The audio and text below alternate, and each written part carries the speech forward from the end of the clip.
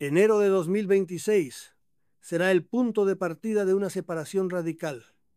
Los que viven su fe con convicción serán apartados de los que solo la llevan como etiqueta social.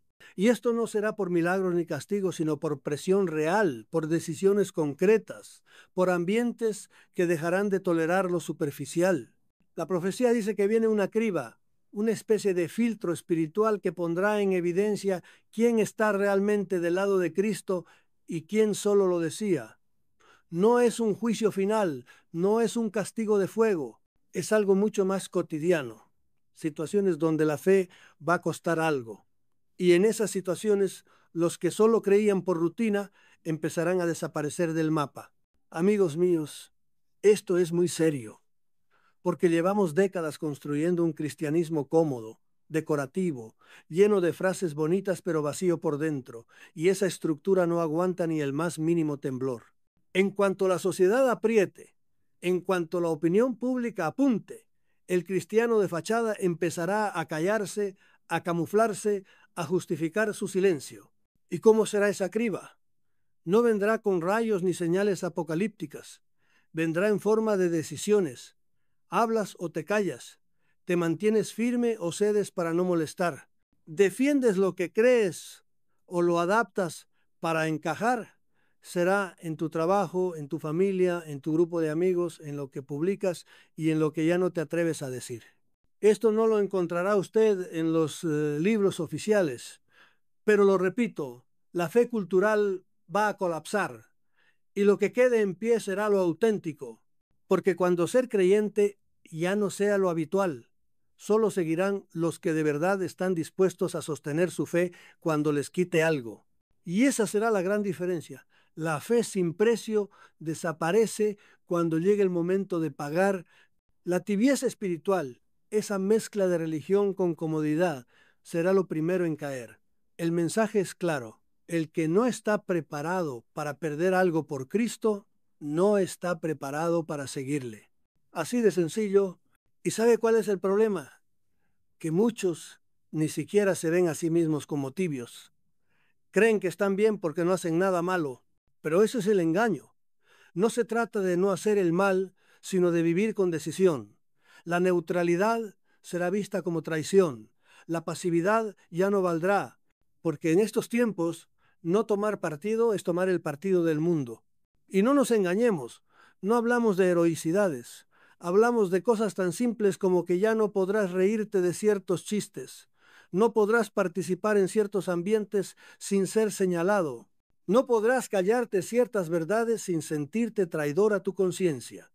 La vida cristiana ya no será algo invisible, se notará, y eso incomodará a muchos. Por eso el cristiano que vive sin raíces caerá. Créame usted si quiere, pero este mensaje es una advertencia. No contra el mundo, contra la mediocridad, contra la ilusión de que se puede ser cristiano sin serlo de verdad, porque lo que viene separará a los que están convencidos de los que solo estaban acostumbrados. Y aquí viene la pregunta, ¿qué tipo de fe tienes tú? ¿Una que soporta presión o una que necesita siempre el aplauso? ¿Una que aguanta críticas o una que necesita aceptación? Porque si no puedes perder nada por Cristo, entonces no has ganado nada con Él. En resumen, la primera profecía no anuncia una persecución masiva, anuncia algo más profundo. Anuncia que la prueba que viene revelará lo que llevamos dentro. Y ahí no servirá la imagen, ni el discurso, ni la tradición. Solo servirá lo que haya sido sembrado en silencio, en lo oculto, en lo firme. Y cuando esa criba empiece, no habrá tiempo de construir de nuevo. Solo quedará en pie lo que ya tenía raíces. Si tu fe no te ha costado nada todavía, puede que aún no haya sido puesta a prueba, pero eso va a cambiar. Lo que anuncia este mensaje no es simbólico ni místico. Viene un tiempo en que ser cristiano va a tener consecuencias reales, visibles, sociales y personales. Y ahí se verá quién estaba solo por inercia y quién está dispuesto a pagar el precio, porque hasta ahora ser cristiano era gratis. Era una identidad, una tradición, una frase en redes sociales. Pero lo que viene desmantela esa ilusión. En enero de 2026 empieza una etapa donde ser coherente con el Evangelio implicará pérdida. Y repito, pérdida real de oportunidades, de amistades, de estabilidad, no de forma teatral, sino cotidiana. Créame usted si quiere, pero el sistema en el que vivimos tolera las creencias mientras no se conviertan en acción. Mientras no te incomoden las reglas del juego, puedes tener tu fe. Pero en cuanto esa fe te obligue a decir no a ciertas cosas, ahí comienza el conflicto. Y el problema es este: muchos no están preparados para perder nada. Han sido educados en un cristianismo emocional, de frases bonitas, de experiencias, pero no en uno que implique renuncias, no en uno que te coloque en desventaja por ser fiel a lo que crees. Y eso es lo que cambia ahora. El guión lo dice sin rodeos. Lo que antes eran diferencias de opinión, ahora serán motivos de exclusión. Y el cristiano que no se adapte, que no acepte las nuevas normas de pensamiento, quedará fuera del grupo, del puesto, del elogio social. Amigos míos, esto no es exageración. Basta con mirar lo que ya está pasando. Personas canceladas por no repetir ciertas consignas, estudiantes expulsados por expresar su fe, profesionales marginados por defender principios básicos. Y esto solo es el principio. Y no se trata de política, no se trata de ideología, se trata de hasta dónde estás dispuesto a llevar tu fe sin negociar tu conciencia. Porque la prueba no vendrá con policías en la puerta, vendrá con un jefe que te pide que calles, con un entorno que te exige que aplaudas lo que tu alma rechaza, con una pareja que te pone entre el amor y la verdad, con una red social que te castiga si no repites lo que se espera de ti. ¿Y tú qué harás? Esta es la pregunta central de esta sección, porque muchos creen que tienen fe, pero no la han probado contra el coste. Y la fe sin coste es solo una opinión disfrazada de creencia. Esto es muy importante. No estamos hablando de mártires heroicos ni de persecuciones cinematográficas. Estamos hablando de decisiones silenciosas, de pérdidas pequeñas pero reales, un ascenso que no llega, una amistad que se enfría, una invitación que ya no vuelve. El precio no será el dolor físico, será el aislamiento social. Y en ese momento, el creyente débil intentará compatibilizar lo incompatible, creer en privado y vivir en público como todos los demás. Pero eso no funciona. El cristiano que quiere evitar la fricción acaba en una fe sin impacto, y esa fe no cambia nada, ni siquiera al que la tiene. Yo siempre he dicho, el valor de una creencia se mide por lo que estás dispuesto a perder por ella. Y si tu cristianismo solo funciona cuando no molesta, entonces no es cristianismo. Es una etiqueta decorativa. Lo repetiré una vez más. Viene un tiempo donde ser cristiano significará renunciar, y ahí sabremos cuántos estaban por convicción y cuántos por comodidad, porque la diferencia no estará en lo que decimos los domingos, estará en lo que hacemos el lunes. Y atención, porque esto no se resolverá con más discursos ni más información. Se resolverá en la práctica. La prueba será esta: ¿te callas o hablas? ¿Te adaptas o resistes? ¿Obedeces a tu conciencia o al consenso?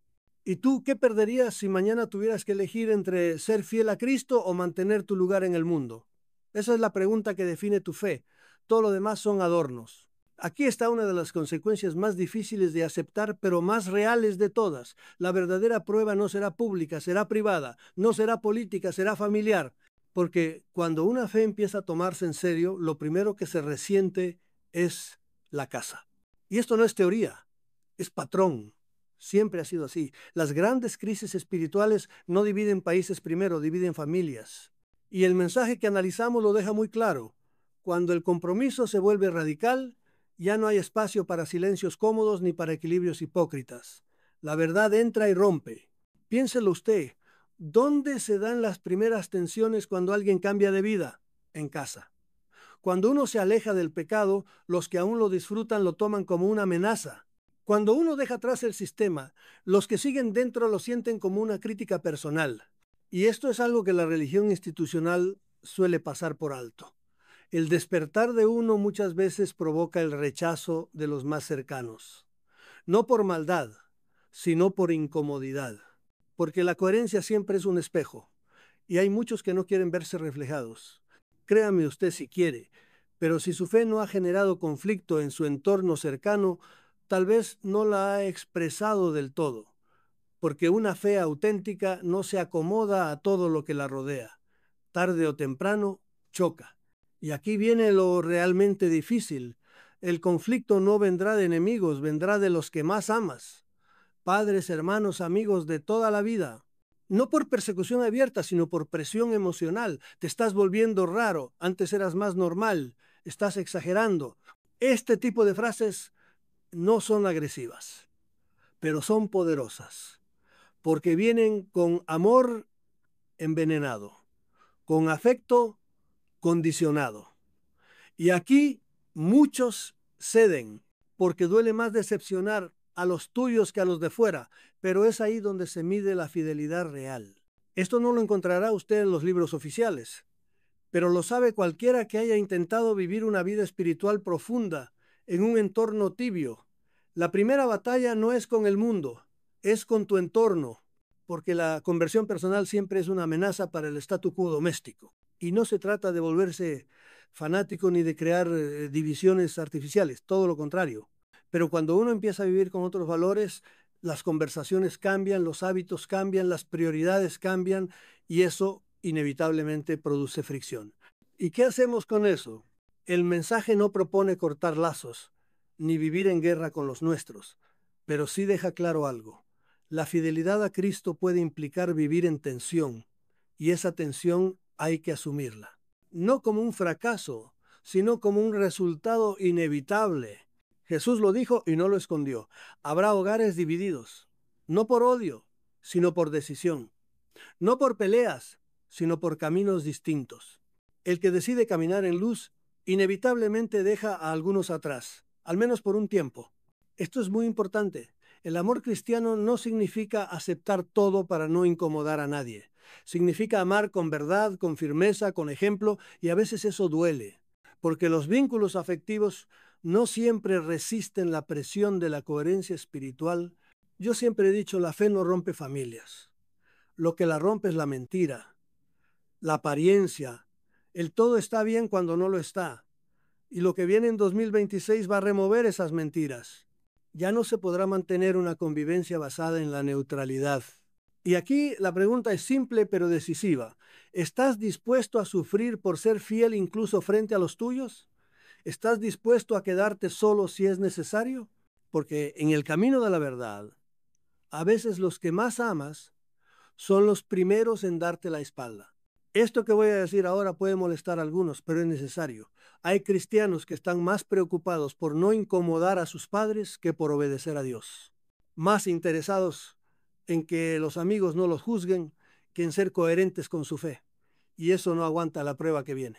Amigos míos, lo que está por suceder no es el fin del mundo, pero sí es el fin de la fe decorativa, la que no cambia relaciones, la que no sacude costumbres, la que no divide decisiones.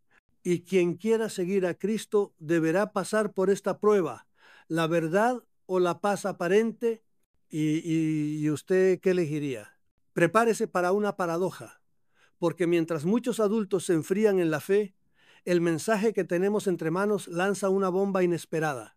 El próximo gran despertar espiritual no vendrá de los teólogos, ni de los pastores, vendrá de los jóvenes. Y no de los más estudiosos, sino de los más descartados.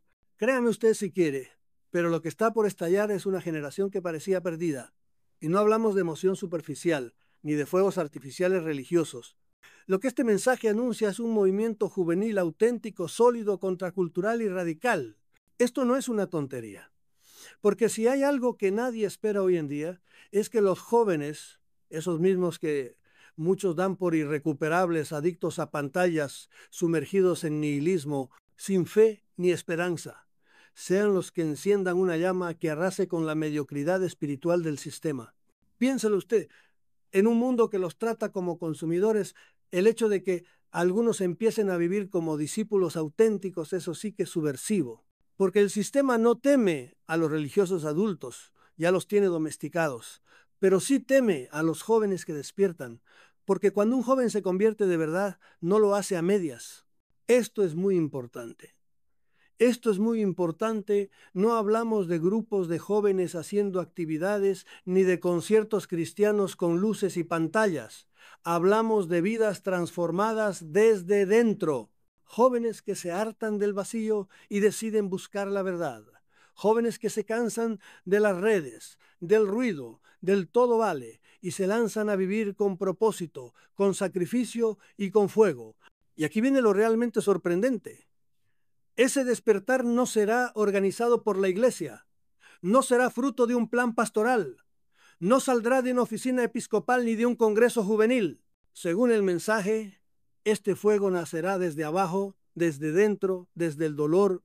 La generación más golpeada emocionalmente, la más confundida, la más expuesta a mentiras, será también la generación elegida para un nuevo Pentecostés. No porque sean los mejores, sino porque son los más disponibles. Los adultos están demasiado ocupados. Los jóvenes, en cambio, están vacíos y ese vacío es fértil. Amigos míos, esto ya se está gestando. Mire bien a su alrededor. Hay jóvenes que están empezando a orar en secreto, a leer la Biblia sin que nadie les obligue, a ayunar por decisión propia. No lo hacen por tradición, lo hacen por necesidad. Y esa es la fe que transforma. Y no se equivoque, este despertar juvenil no será bien recibido, porque cuando una generación se enciende, inevitablemente expone la tibieza de la anterior, y ahí vienen los conflictos.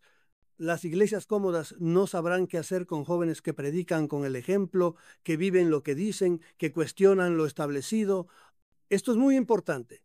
No será un movimiento de masas, será un movimiento de profundidad. No habrá aplausos ni titulares. Al principio será invisible, pero sólido, silencioso, como una raíz que crece bajo tierra antes de romper el cemento. Yo siempre he dicho, el verdadero cambio no empieza en los altares, empieza en los cuartos. Y este despertar empezará en la intimidad, en las decisiones solitarias, en los rechazos voluntarios, en los no que nadie ve, pero Dios sí. Y usted dirá, ¿y por qué ellos? ¿Por qué los jóvenes? La respuesta es sencilla, porque no tienen nada que perder, porque todavía no están tan atrapados por el sistema, porque todavía no se han acomodado y cuando uno no tiene nada puede darlo todo. Ese es el secreto del despertar. Y cuidado porque este fuego juvenil no se va a quedar encerrado en templos. Según el mensaje, va a extenderse en universidades, en colegios, en redes sociales, en plazas, no como un show, sino como una provocación espiritual, un reto viviente a la cultura del ego, del placer fácil, del relativismo. ¿Y cómo se reconoce este despertar? Muy fácil, no será emocional, será moral, no serán lágrimas, serán decisiones, no será teatro, será coherencia. Jóvenes que perdonan, que rompen con el pecado, que rechazan la hipocresía, que sirven sin interés. Eso es lo que viene. Y aquí viene la pregunta, ¿usted está preparado para ver a sus hijos o nietos vivir una fe más profunda que la suya? ¿Está preparado para que lo confronten no con palabras, sino con ejemplo? Porque cuando eso pase, no habrá excusas. O usted se suma o queda al descubierto. Esto no lo digo yo, está en el patrón de la historia. Dios siempre ha usado a los jóvenes cuando los adultos se duermen. David tenía 15 años. Jeremías era adolescente. María era casi una niña. Jesús mismo empezó su misión a los 30 y sus discípulos eran casi veinteañeros. Dios no busca edad, busca entrega. Así que atención.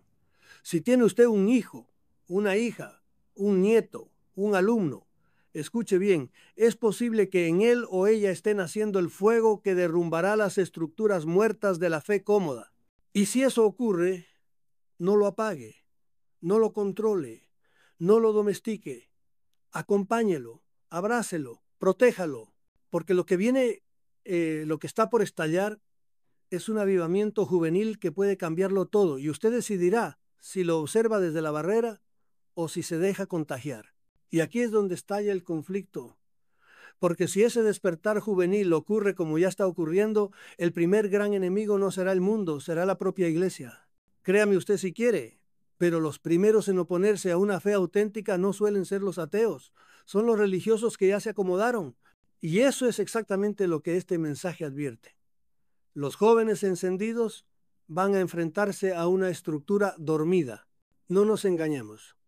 El cristianismo institucional lleva demasiado tiempo tranquilo, demasiado tiempo hablando de fuego sin quemarse con nada, demasiado tiempo predicando sobre cruz sin cargar ninguna. Y cuando llegan jóvenes que de verdad lo viven, que de verdad renuncian, que de verdad oran, eso molesta. ¿Por qué molesta? Porque expone, porque deja en evidencia a los que llevan años aparentando pero no transformándose. Este no será un choque superficial, no será de estilos, no será que los jóvenes quieren guitarras y los adultos quieren órgano, no, será un choque de coherencia. De un lado, jóvenes que deciden vivir la fe con radicalidad, que predican en las calles, que oran en secreto, que rompen con el pecado, que no negocian con la cultura.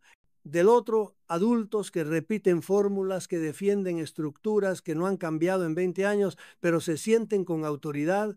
Y esto no es una exageración. Esto ha pasado siempre. ¿O no fue así con Jesús?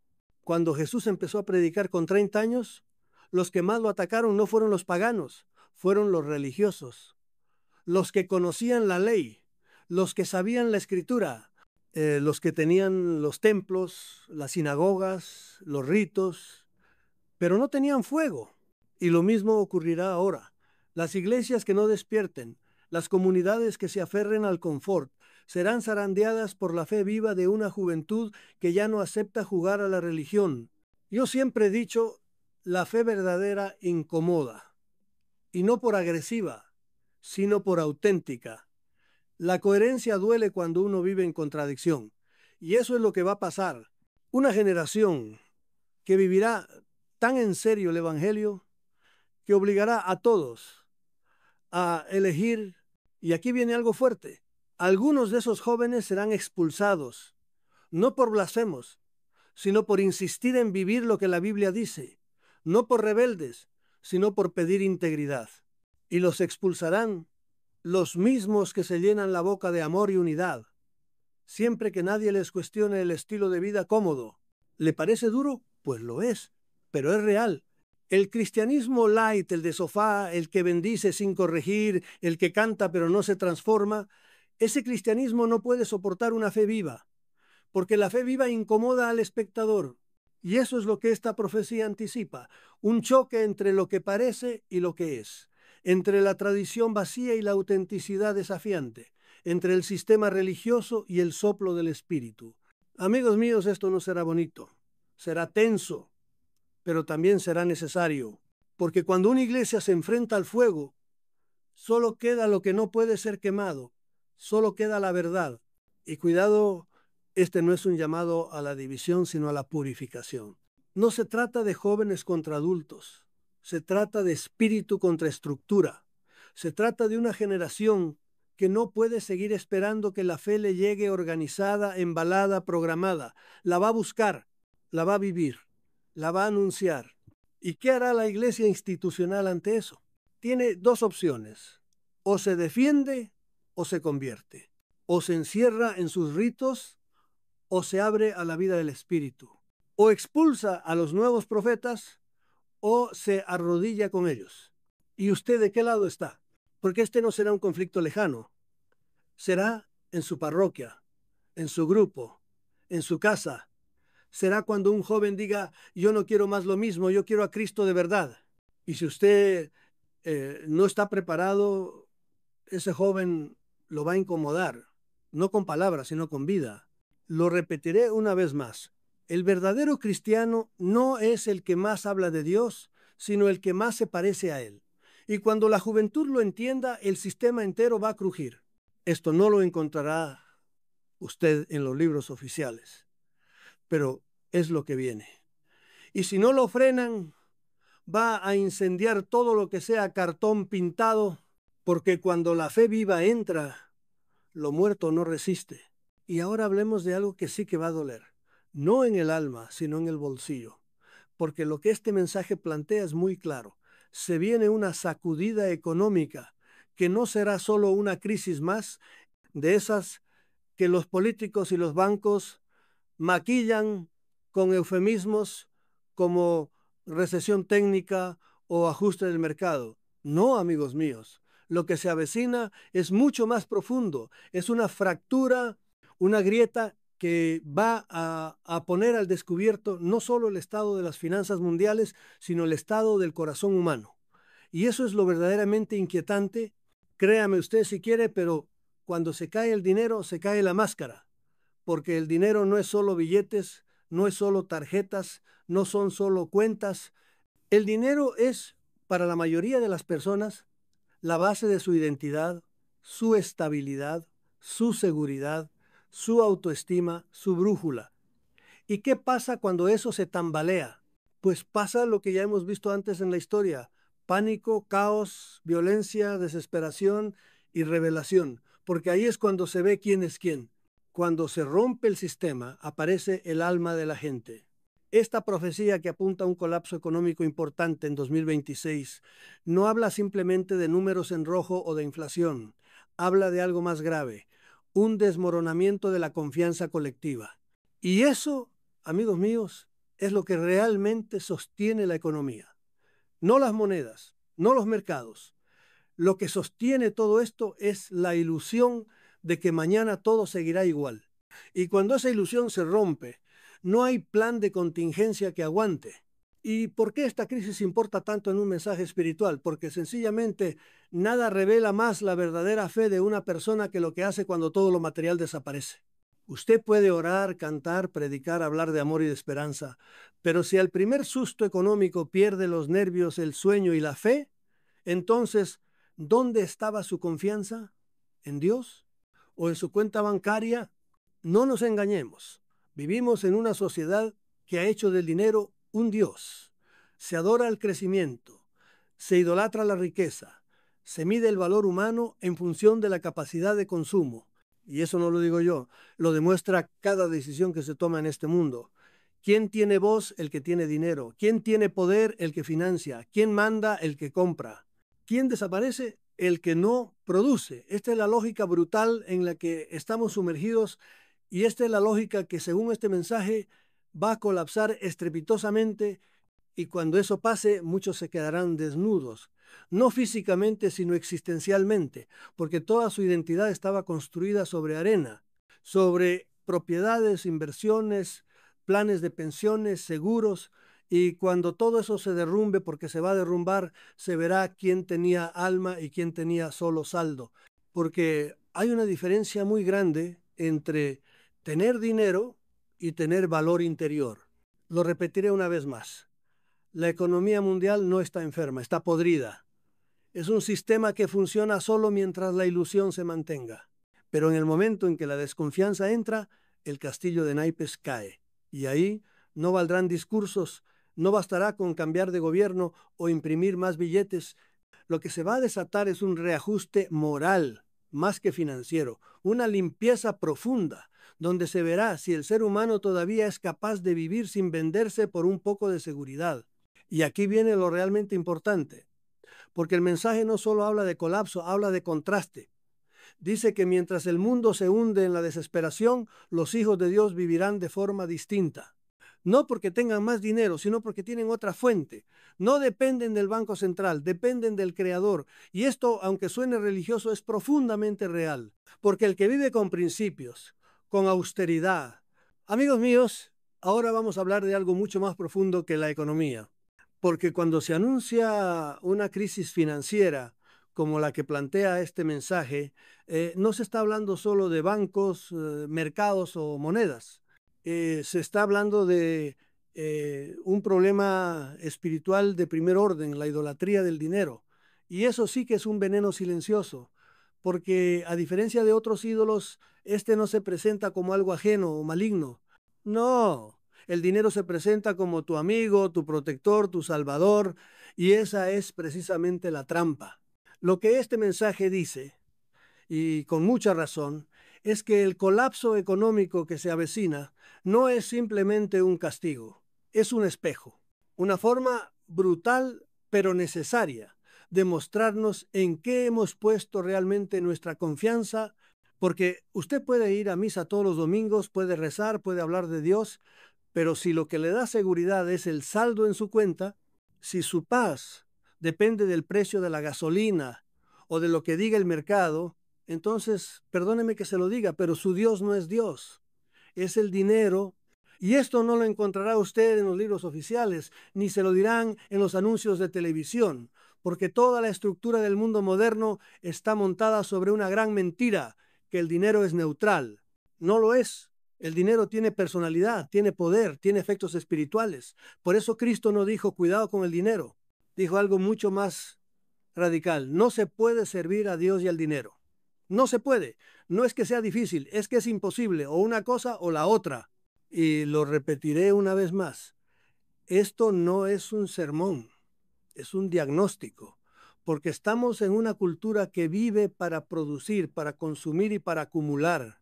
Y cuando a una persona le quitas eso, se queda sin sentido, no sabe quién es, no sabe para qué vive. ¿Y sabe por qué? Porque nunca construyó su identidad fuera de lo económico, nunca cultivó una vida interior. Nunca desarrolló una conciencia espiritual que le diera estabilidad más allá de lo material. Y aquí está el meollo del asunto. Porque esta crisis, si se da como plantea el mensaje, va a desenmascarar millones de falsas seguridades. Gente que parecía fuerte se va a venir abajo. Gente que parecía alegre va a caer en depresión. Gente que parecía generosa va a sacar las uñas. Y todo porque su verdadero Dios se les ha caído. El altar en el que habían puesto su esperanza, el dinero se les va a romper en 1000 pedazos. Pero cuidado, porque aquí no se trata de hacer apología de la pobreza. No es eso. El mensaje no dice que el dinero en sí sea malo. Lo que denuncia es la dependencia espiritual que se ha creado en torno a él. Esa relación tóxica donde el alma humana ya no respira sin saber cuánto vale su coche o su casa o su ropa o su carrera. Esa forma de vivir como si lo invisible no existiera, como si la fe fuera un complemento, pero no el centro. Y esa es la mayor tragedia del mundo moderno.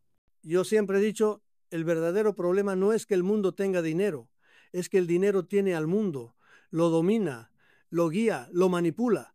Y ahora vamos a ver las consecuencias. Porque cuando todo eso se tambalee, cuando las grandes potencias empiecen a perder el control, cuando las monedas ya no valgan lo que valían, va a empezar el verdadero temblor, no de las bolsas, de los corazones.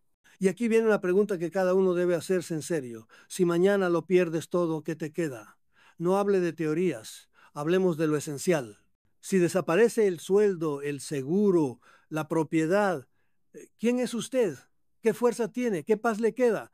Porque ahí se va a ver de qué está hecho su espíritu. ¿De promesas vacías o de confianza real? El mensaje es claro. La crisis económica no será solo una prueba externa, será una cirugía espiritual y dolerá, pero también puede salvar. Porque a veces solo cuando se caen los ídolos podemos ver el rostro del Dios verdadero. Y eso, aunque parezca duro, es el mayor acto de misericordia que puede recibir esta generación. Ser obligada a despertar. Y aquí viene uno de los puntos más reveladores de todo este mensaje, porque no basta con decir confío en Dios cuando hay estabilidad, cuando hay empleo, cuando hay techo y comida. La verdadera medida de una fe no es cómo actúa cuando tiene mucho, sino cómo reacciona cuando tiene poco. Y lo que este mensaje plantea, sin rodeos ni adornos, es que la crisis económica próxima no solo probará nuestra dependencia espiritual, también va a sacar a la luz lo que realmente llevamos dentro, generosidad o egoísmo. Esto no es una suposición teórica, es un patrón que se repite a lo largo de la historia cuando todo empieza a escasear, cuando los recursos se reducen y la incertidumbre crece.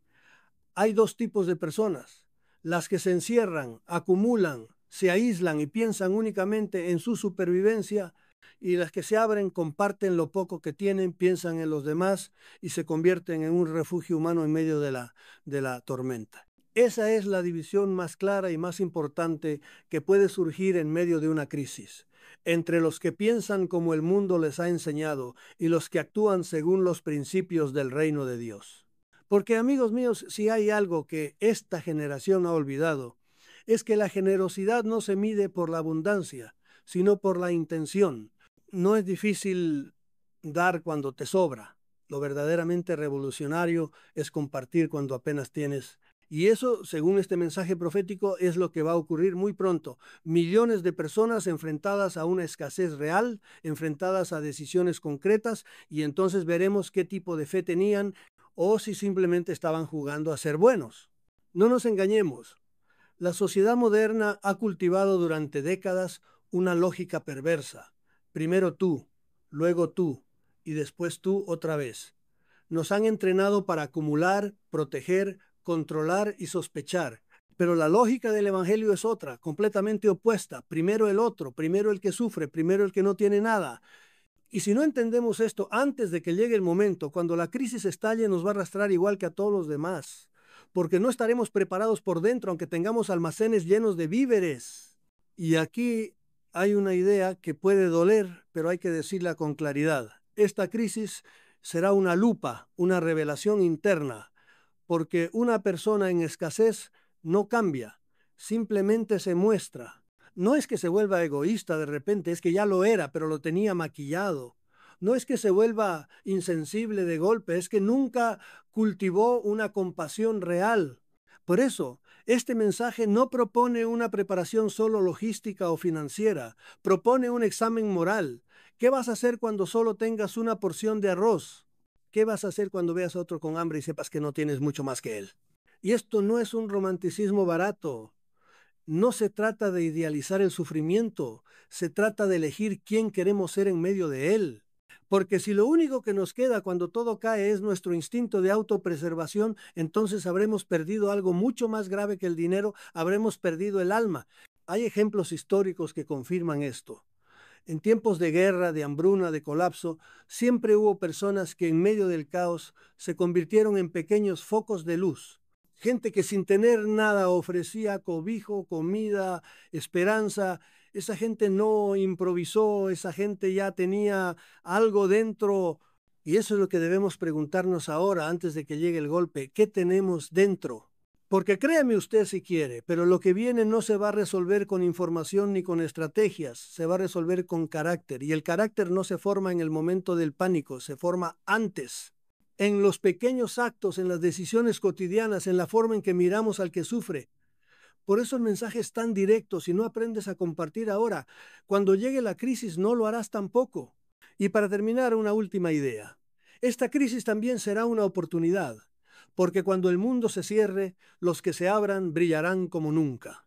La generosidad será el mayor acto de rebeldía contra la cultura del miedo. Y los que se atrevan a vivirla, aunque sea con poco, serán los que construyan comunidades verdaderas, relaciones auténticas, una fe que no se dice, se demuestra. Y aquí entramos en el núcleo más serio de todo este mensaje. Porque, atención, lo que se plantea no es una mejora superficial, no es una serie de buenos propósitos, ni una moralidad light. Lo que se anuncia es un llamado directo, urgente y sin adornos a una santidad radical. ¿Y qué significa eso? Significa que viene un tiempo en que no bastará con ser buena persona, con tener valores cristianos o con pertenecer a una comunidad religiosa. El guión es claro, la única forma de resistir lo que viene será vivir con una fe real, encarnada, disciplinada, profunda. Y eso, amigos míos, es lo que el mensaje llama santidad. Pero cuidado, no estamos hablando de una santidad de vitrinas, de esa que parece perfecta por fuera, pero está podrida por dentro. Tampoco hablamos de cumplir normas religiosas al pie de la letra como si eso garantizara algo. No. Aquí se está hablando de una transformación interior radical, de una limpieza que empieza por dentro, por los deseos, por las motivaciones, por la forma en que usamos el tiempo, por la manera en que tratamos a los demás cuando nadie nos ve. Esta santidad no tiene nada que ver con apariencias, tiene que ver con raíces. Y lo repetiré una vez más, si no es radical, no es real. ¿Y por qué esto es tan importante ahora? Porque el mundo que se viene no va a soportar a los tibios, no lo va a permitir.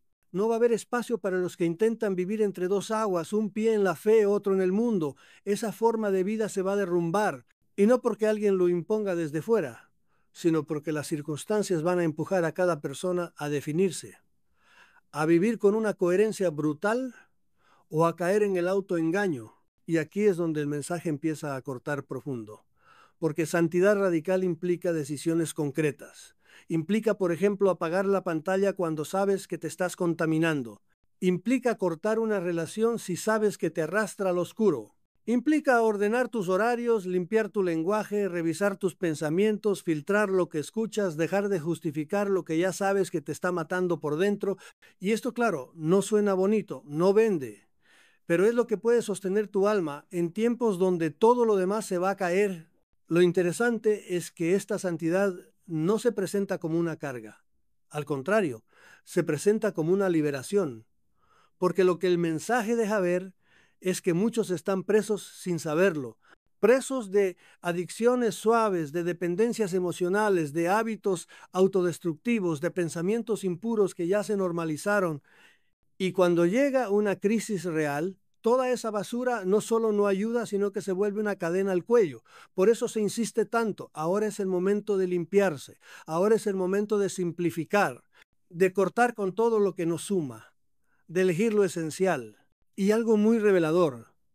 Este mensaje no apunta a una perfección religiosa.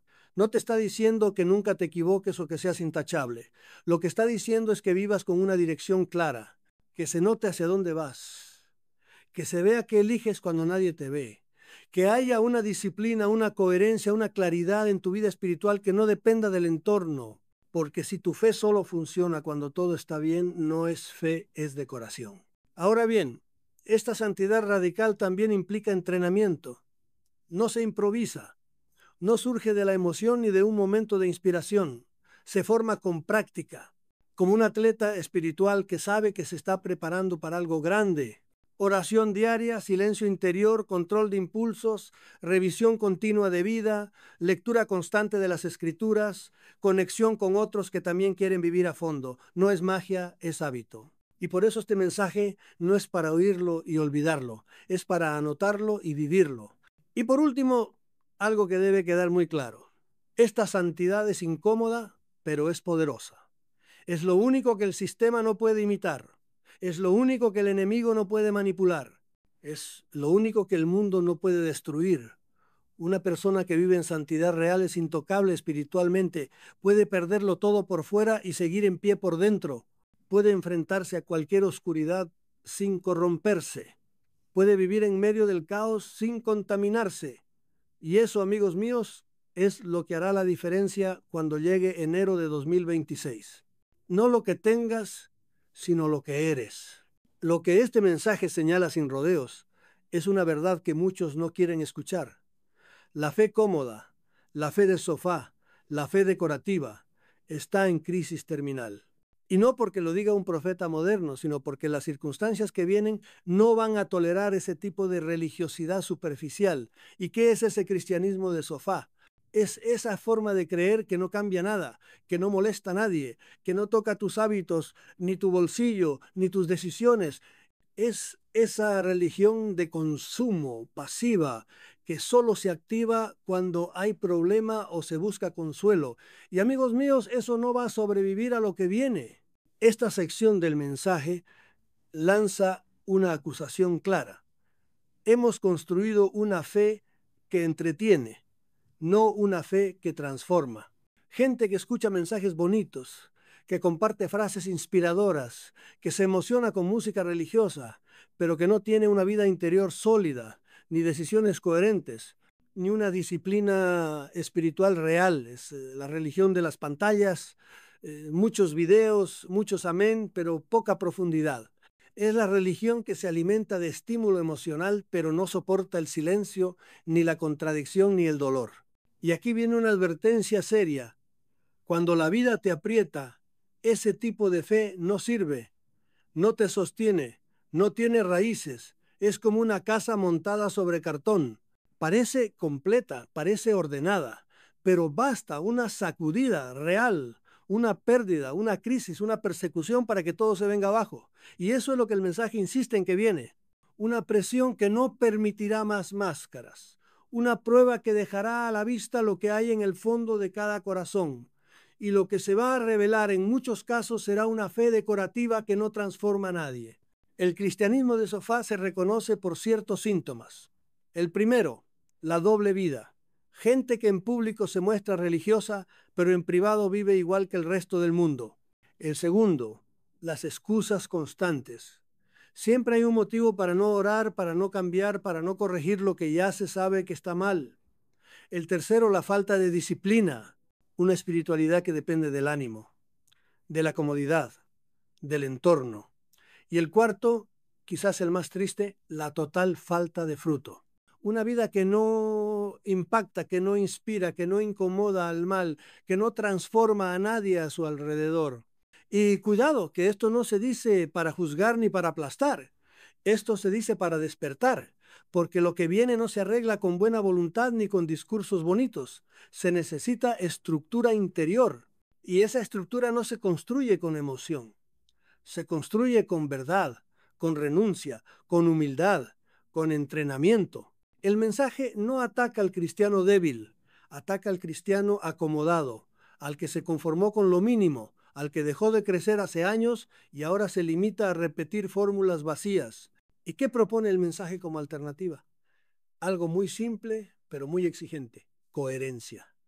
Que lo que crees se note, que tu relación con Dios sea real y constante, que tu vida tenga orden, criterio, dirección, que te tomes en serio tu alma como te tomas en serio tu cuerpo o tu dinero. Porque si no cuidas tu fe cuando todo está en calma, ¿cómo esperas que te sostenga cuando venga el viento? Esta es la idea que atraviesa todo el mensaje. La preparación no es espectáculo, es rutina.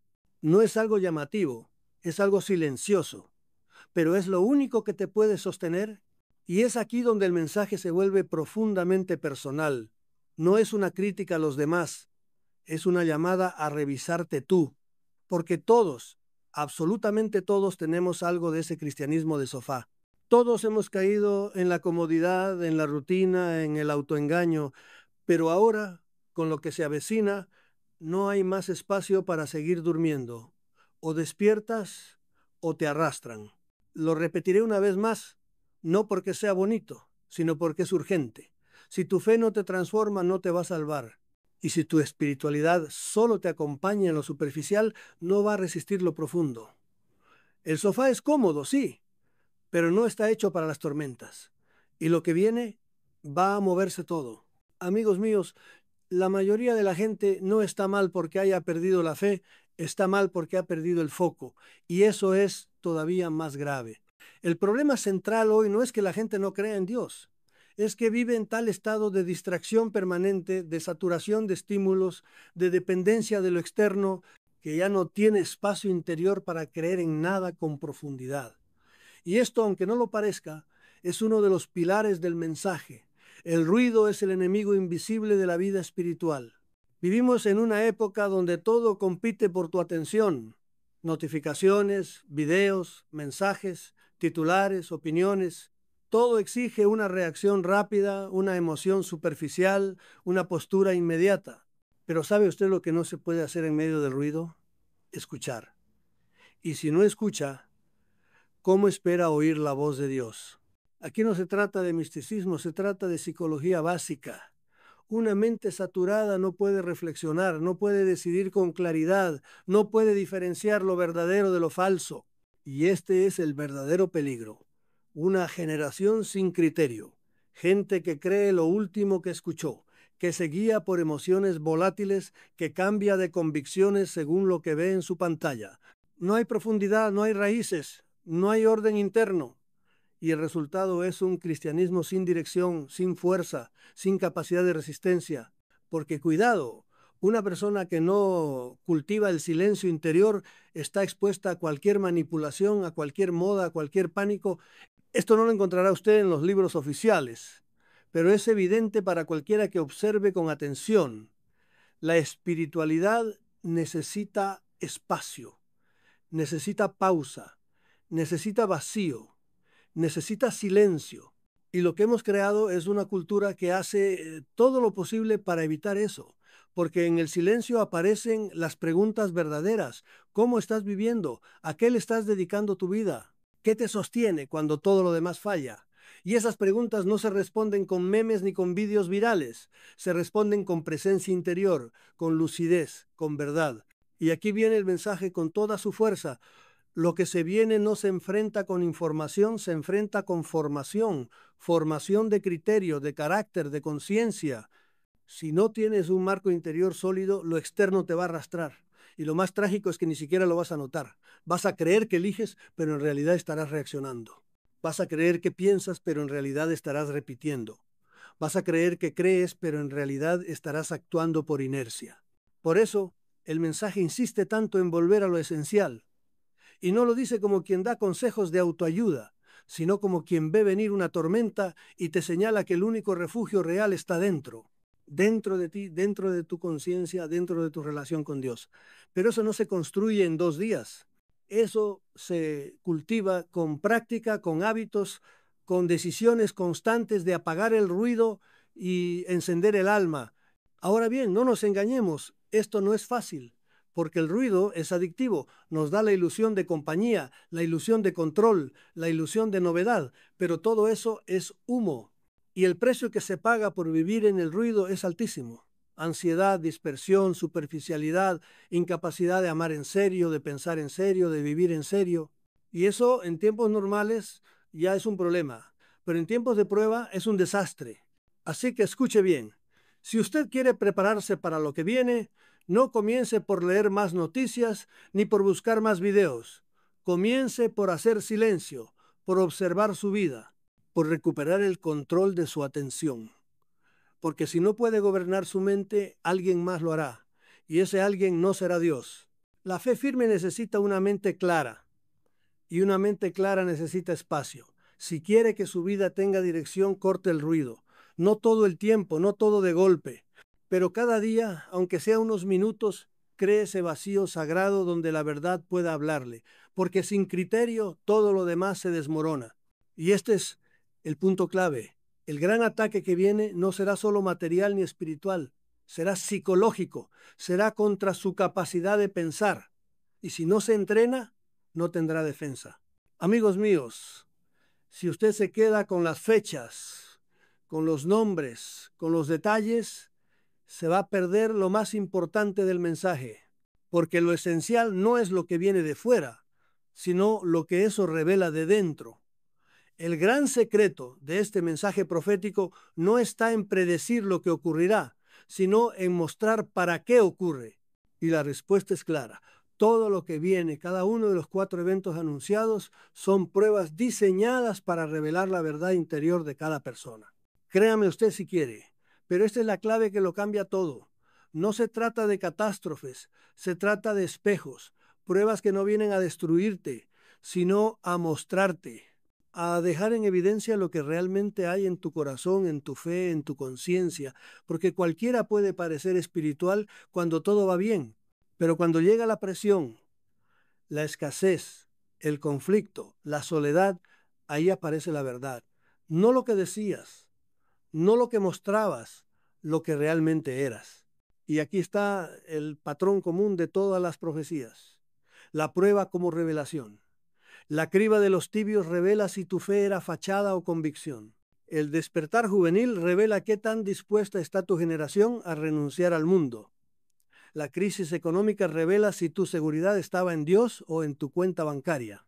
Y el llamado a la santidad radical revela si tu vida interior es verdadera o solo decorativa. Son 4 escenarios diferentes, pero el mecanismo es exactamente el mismo.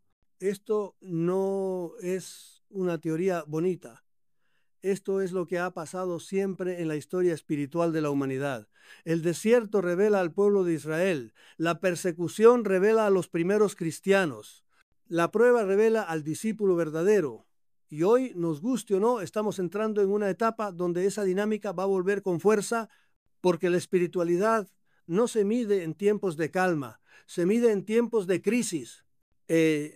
Yo siempre he dicho, las crisis no fabrican el carácter, lo revelan. Usted no se vuelve generoso por estar en escasez, pero si lo es, ahí se nota. Usted no se vuelve valiente porque lo persiguen, pero si lo es, ahí se ve.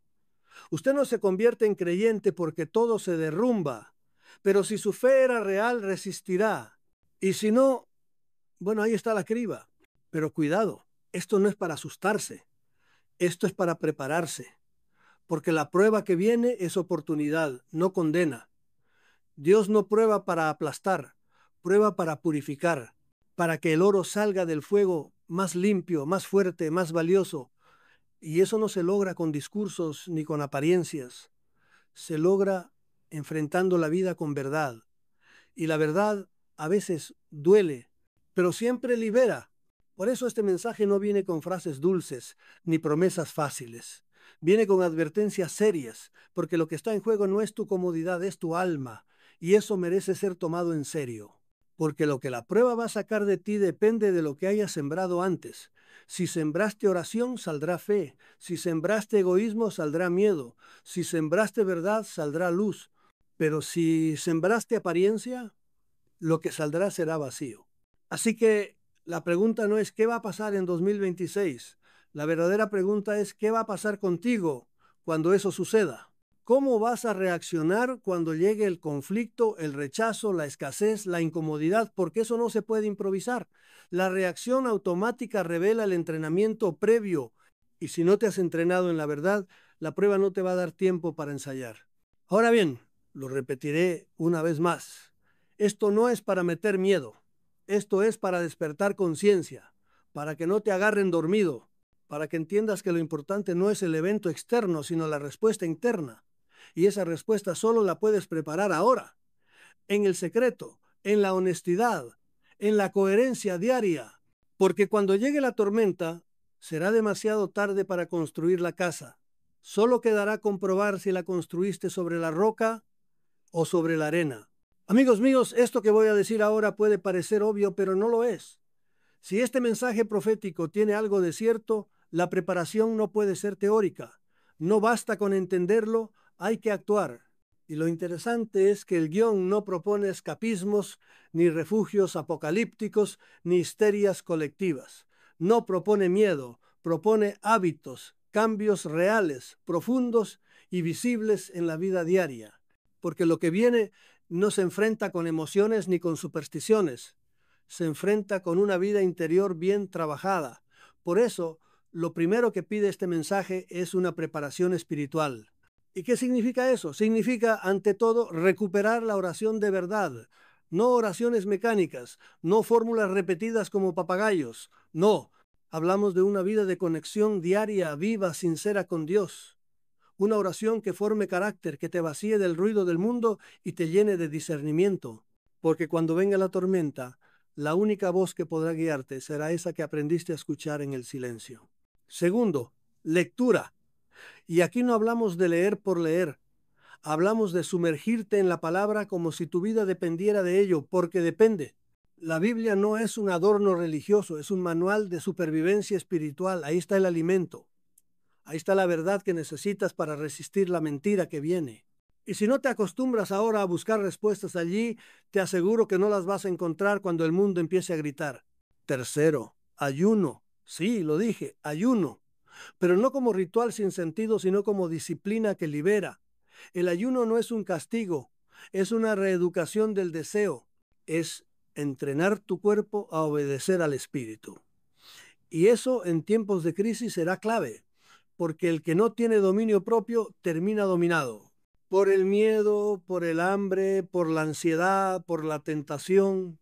Pero cuidado, esto no es solo personal, la preparación también es comunitaria. El mensaje insiste, no puedes vivir esto en soledad.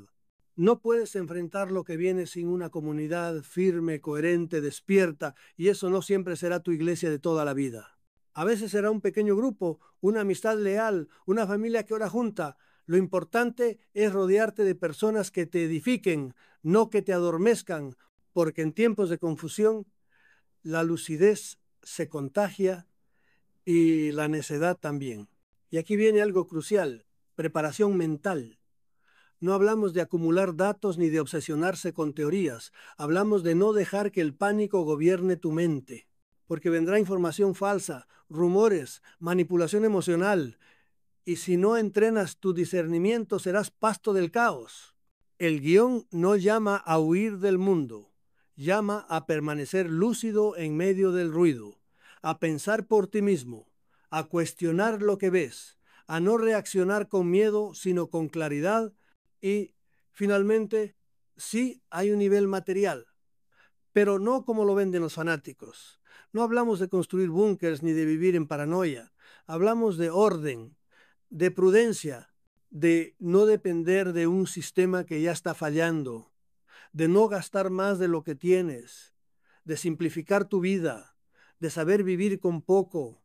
Porque si algo enseña este mensaje es que la crisis no perdona a los que viven con exceso y sin cabeza. En resumen, esta preparación es integral.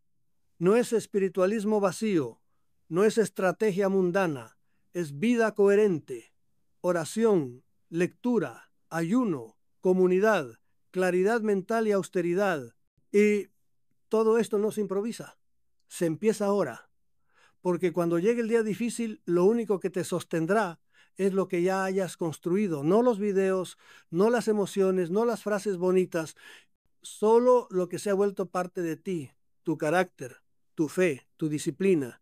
Amigos míos, créame usted si quiere, pero aquí está lo verdaderamente sorprendente del mensaje. A diferencia de tantos discursos religiosos que prometen calma, alivio, prosperidad y buena vibra, este mensaje no te dice que todo va a salir bien, no te dice que el cielo te va a proteger de los problemas, no te promete comodidad, te promete algo más valioso, fortaleza. Y esto es clave, porque hay un tipo de espiritualidad que funciona solo cuando la vida va bien, pero cuando llega la prueba, se derrumba como castillo de naipes, porque estaba basada en emociones, en experiencias, en bienestar, pero no en estructura interior. El mensaje que estamos analizando no vende una religión placebo. Te dice con todas sus letras, lo que viene será duro, pero tú puedes ser más duro. Y esta es una idea poderosa, porque en vez de darte una escapatoria mágica, te ofrece herramientas. Te dice que el mundo se va a sacudir, pero que si estás bien anclado, no te moverán. Y eso, amigos míos, es mucho más realista, es mucho más profundo, porque la paz no es la ausencia de conflicto, es la presencia de estabilidad en medio del conflicto. No es estar cómodo, es estar firme. No es que el entorno te cuide, es que tú puedas caminar sobre el entorno sin quebrarte. Esto es muy importante, porque la mayoría de personas buscan una fe que les evite el dolor, pero el mensaje dice, no, el dolor vendrá, y ahí verás si tu fe era adorno o era estructura. Y aquí volvemos al punto central, la diferencia entre estar bien y ser fuerte. Estar bien depende de las circunstancias, ser fuerte depende de lo que llevas dentro, y eso no se improvisa, se forma, se cultiva. El guión es claro, la preparación no te garantiza una vida sin sobresaltos, te garantiza que no te romperás cuando lleguen. Y esta es una verdad brutal, pero necesaria, porque lo más valioso no es que todo te salga como quieres. Lo más valioso es saber que pase lo que pase, tú no te caes. Y eso solo lo tiene quien ha pasado por el fuego del entrenamiento espiritual, por la renuncia, por el silencio, por la obediencia cuando no apetece, por la fidelidad cuando nadie aplaude. Y por eso este mensaje no cae en el sensacionalismo barato, porque no te manipula con falsas promesas, te avisa con tiempo, te dice prepárate porque lo cómodo se va a acabar, pero si haces el trabajo interior estarás listo. Y lo más fascinante de todo es que no te ofrece solo resistencia pasiva, no es solo aguantar, es actuar con poder, es ser luz, es ser ejemplo, es ser columna para otros cuando todo tiemble. Porque cuando el mundo se venga abajo, muchos van a buscar un lugar seguro donde sostenerse. Y si tú has hecho el trabajo, tú serás ese lugar, tú serás esa persona, no por ti, no por tu fuerza natural, sino porque Cristo habrá formado en ti una estructura que no se quiebra, porque habrás entendido que la vida espiritual no es una terapia emocional, es un entrenamiento para la guerra de la fe. Así que, amigos míos, lo más inteligente del mensaje no es que te avise de lo que viene, es que te dice cómo estar de pie cuando todo lo demás caiga, no con teorías, con fortaleza real. Y eso en un mundo que vive de comodidades es el tesoro más grande que puedes tener. Amigos míos, si todo lo que hemos dicho en este video fuera una exageración, un invento o una paranoia, entonces no habría nada que temer, Pero si tan solo una parte fuera cierta, si tan solo uno de los eventos anunciados para enero de 2026 se cumpliera, entonces no hablaríamos de teorías, hablaríamos de supervivencia espiritual. Y esa, créame usted si quiere, es la verdadera pregunta que queda flotando al final de todo esto. Si mañana empieza esa criba, si mañana la fe deja de ser cómoda y se convierte en una elección con consecuencias, ¿en qué lado estarías tú? No por lo que dices, no por las etiquetas que llevas, ni por el grupo religioso al que perteneces, sino por cómo vives, por lo que decides cada día, por lo que estás dispuesto a sacrificar, porque no nos engañemos. Este mensaje no está hecho para que sientas miedo, sino para que despiertes. Lo repetiré una vez más porque es crucial. No se trata de adivinar el futuro, se trata de entender el presente. Lo que aquí se ha descrito no es un relato apocalíptico, es una radiografía del mundo real, del mundo en el que ya estamos viviendo, aunque muchos prefieran cerrar los ojos. ¿Y qué hemos dicho exactamente? Hemos hablado de 4 eventos que, si se cumplen, van a sacudir no solo el mundo exterior, sino sobre todo el mundo interior de millones de personas. El primero es una separación, una prueba que va a mostrar la verdad sobre cada uno. Porque una cosa es llamarse cristiano y otra muy distinta es vivir como uno. Cuando el coste empiece a notarse en relaciones, en reputación, en decisiones, muchos se quedarán en el camino, no por maldad, por superficialidad. El segundo, un despertar juvenil. Sí, así como lo oye, una generación de jóvenes que en vez de hundirse con el mundo, va a encenderse por dentro. Y eso, lejos de ser una postal bonita, va a provocar tensiones incluso dentro de la propia iglesia. Porque nada molesta más al sistema que la fe viva de quienes aún no han sido domesticados. El tercero, una crisis económica de alcance global. Y no es la típica profecía de desastre, es una advertencia clara. Cuando el dinero deje de ser seguro, muchos quedarán desnudos por dentro, porque vivían para acumular, para aparentar, para sostener un estatus que ahora se tambalea. Y el cuarto, el más decisivo de todos, un llamado a la santidad radical, que no es moralismo ni fanatismo, es vivir de forma coherente, íntegra, limpia, es renunciar al autoengaño, a la doble vida, a la fe de sofá, es tomar en serio la vida interior como si de ello dependiera todo, porque en efecto de ello depende todo. Ahora, después de todo esto, dime tú, ¿de qué lado estás? Porque lo que viene no es el fin del mundo, es el fin de la mentira cómoda, es el fin del cristianismo de tradición, de cultura, de domingo, es el inicio de una selección natural del alma. No sobreviven los más listos ni los más fuertes, sobreviven los más fieles, los que saben en quién han creído, los que no se venden por una comodidad, los que prefieren incomodarse por la verdad antes que vivir tranquilos en la mentira. Créame usted si quiere, pero este video no te pide que cambies de religión, te pide que cambies de raíz, que revises tu vida entera y te hagas la pregunta que nadie quiere hacerse: ¿mi fe es real o es una costumbre vacía? Y si no tienes la respuesta, es hora de encontrarla, porque en enero de 2026 no habrá más tiempo para teorizar, solo quedará lo que llevas dentro, así que decide. Decide hoy, no por impulso, por conciencia, por verdad, porque si hay un momento para levantarse, para limpiarse, para reenfocarse, es este. Y si lo dejas pasar, quizás no tengas otra oportunidad tan clara como esta. Yo siempre he dicho que el mundo es mucho más extraño de lo que parece, y también es mucho más frágil de lo que te han contado. Pero lo único que se sostiene cuando todo cae es una vida bien edificada. Y esa vida no se construye con emociones ni con vídeos, se construye con decisiones. Así que, ¿en qué lado vas a estar cuando empiece la prueba?